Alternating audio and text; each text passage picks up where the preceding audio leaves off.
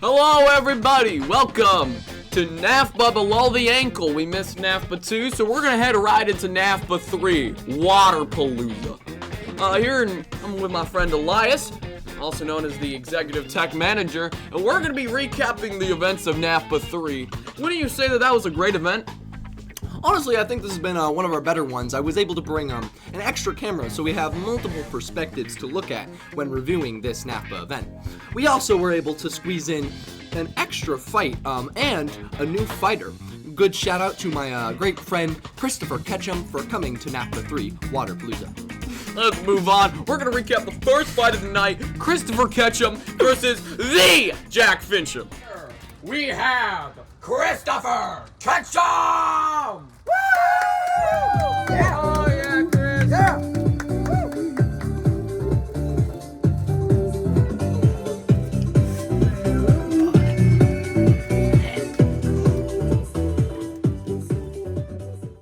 And in the red corner, we have Jack Fincham! Oh yeah! Every day they clockin', red alert, I'm the dangerous, I keep that clock on, and they ain't looking for Hey, me. culture. 1, 2, 3, go! Obviously, Chris did not have the best of experiences going out in 4 rounds, all by knockdown. Do you think that that's his fault for being rusty? Because he hasn't fought since NAFBA 1? Honestly, I wouldn't say it's his fault, but I would say that might have been the reason, yes. The second you recovered from your injury, you immediately began training. It was sadly due to this slaughtering for our boy, Christopher Ketchum. But I do believe that in NAFBA 4, he will be able to make a comeback and will have a much more successful experience. Even if he does happen to lose again, well, there's nothing worse than 4 rounds of knockdowns, is there? We hope to see Chris in next NAFBA, and moving on to the next fight. This guy lost 4 rounds in a row, which means I have to jump in a pool of him, sadly. Come on, Chris. Let's go. Oh, shit. All right, cinematic, bro. On the blue corner, we got Jack Fincham, otherwise known as Diabetic Dynamite. Police steady watching, every day they clockin', red alert, I'm the dangerous, I keep that clock on, and they ain't looking for no trouble, I'm just looking out for me. In the red corner, we have the only horse in Rome, Zachary Willis. Yeah, let's fucking go. Next fight, Jack went again. That's right. He went up against Zachary Wheelis. They are the 2 founders of the sport. Founded in Zachary Wheelis' basement. So it was always going to be interesting to see what happened here. And you know what we got? We got the best fight of the night by far. Went to 7 rounds and by 1 point off penalties. Jack Fincham won that fight, keeping an undefeated record and tying Lucio for his number of wins. That was a very fair fight. Do you think that might have been because they both had pretty good slippers on? Or do you think it's because they have the natural defensive reflexes, the flexibility, and he has the raw power and grit? Honestly, I'd say it's a bit of a mix of both. I'd say out of all of the fights, this one was definitely the best when it came to skill matching, but also, actually, the Hudson versus Lucio may have been pretty matched in skill. However, that one was a little controversial with the foot sizing and slipper stability. But with the Jack and the Zach, it was actually quite well. They both managed to have slippers that matched in quality and stickiness to their feet, allowing the match to be as fair as possible. In fact, yes, it did go out all the way to 7 rounds with no overtime. 4 of the rounds, we had penalties. 1 of them was a knockdown on Zach's side, and 3 of the rounds were perfectly clean. Nothing happened in those. And as he said, yes, it was a Jack Fincham win by 1 point. That was a very good fight.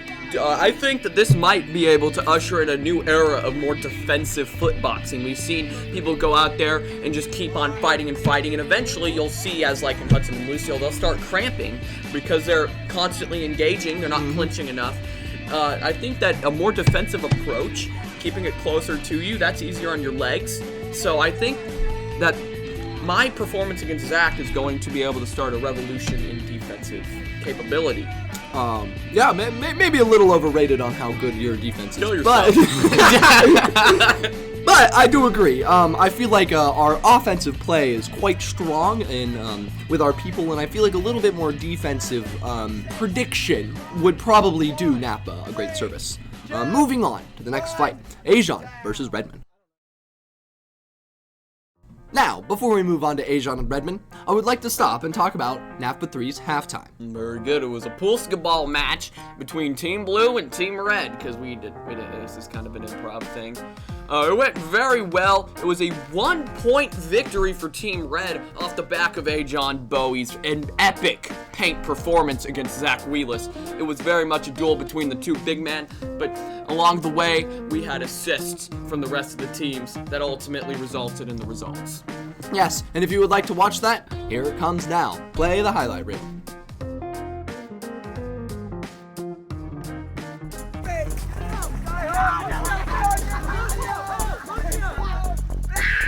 Yeah!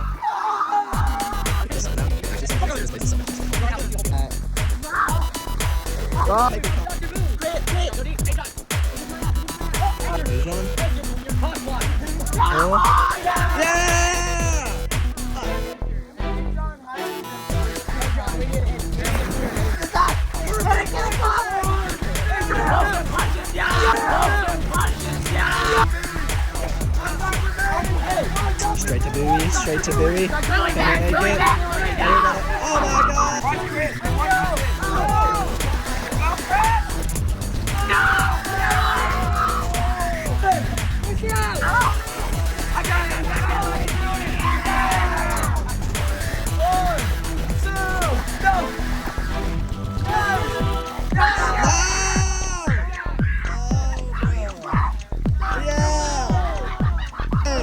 Redmond, for the camera! For the... Beautiful pass.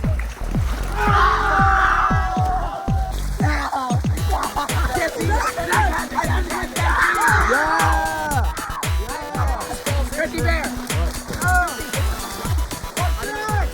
Oh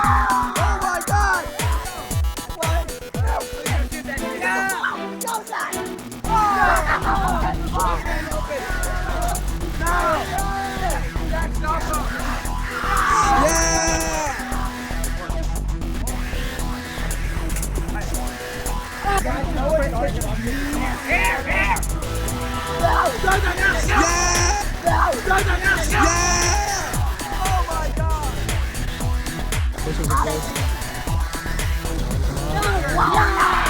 Absolute.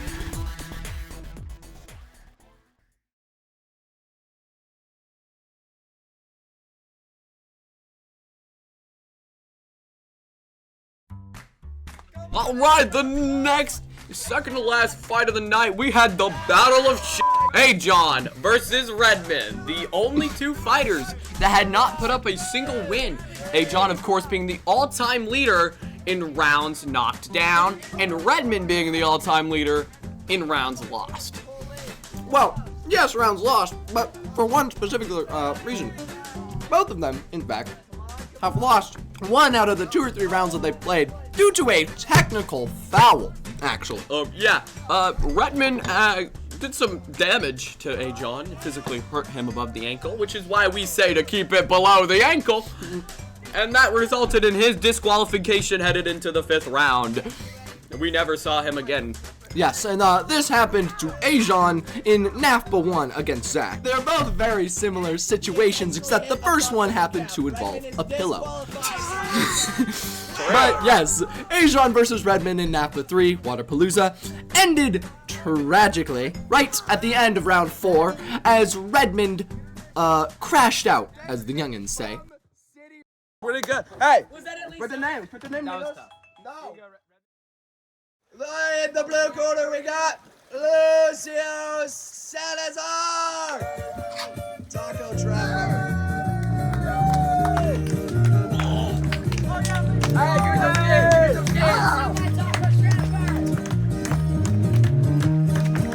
Lucio, one for the camera. Hey!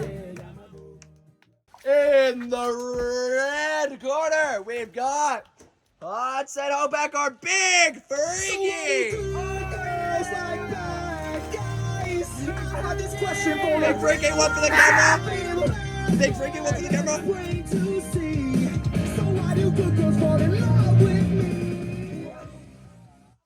Three, two, one, go!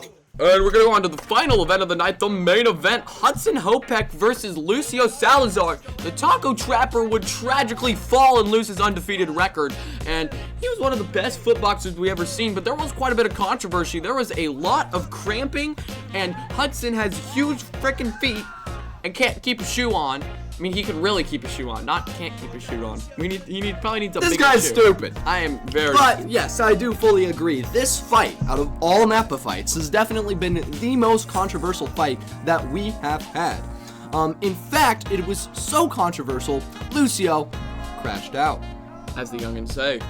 Very valid. The controversy came through the fact that Hudson's feet are quite larger than most of the other combatants, and the shoes would stay onto his feet a lot more, theoretically. None of this was quite proven, and we didn't have time to test it, nor the energy.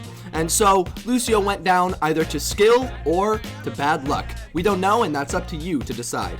Now, let's get into the complexities of the fight, because only one of the rounds went by cleanly. The first round, they both went all the way. They kept their shoes on. There wasn't really any controversies here.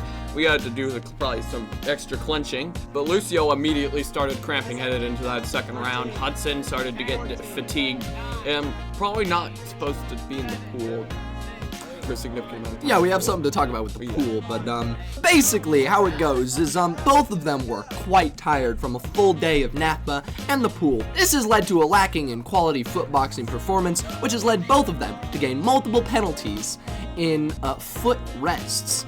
In fact, Lucio had 2 foot rests in just the second round, and some could even argue that these 2 foot rests are what lost him the game.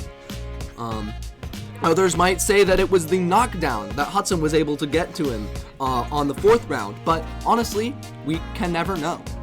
Hudson also had a penalty in the 2nd, 4th, 5th, 6th, and 7th rounds. Either these were penalties or foot kickoffs. I'm not quite sure. In fact, in the 6th round, Hudson even had 2 penalties. Any comments? That was very good. That's a very good way to explain what happened. We will be looking into this in the future, seeing what we can do to benefit the fight, because these are 2 of our highest quality fighters. Oh, Like, yeah. Like this should have been a much cleaner game. Like, these are notoriously great people who use stamina to their advantage. This does not happen. I'm sorry. The mic picks it up. My name is Apologist. Anyway, that'll be all for NAFBA3 Water Palooza. I'm here with Elias Gilbert, and we will talk to you next time.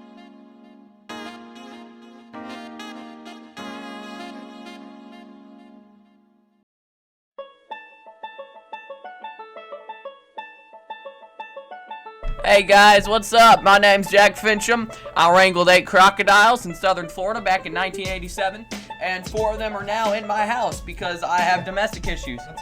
I don't think anyone's stopping this train. Rigged. Still. No. This is what you're doing. I need to make a bloopers reel at the end. I'm a teeterer, what can I say? We never saw him again. Crashed out, as the youngins say, and immediately assaulted Ajon with his hands. He smacked him. Big smack. I'm smart. I have a brain. No. That's why you're here. I need to win that shot. Hudson Hopeck versus... Final event of the night, the main event.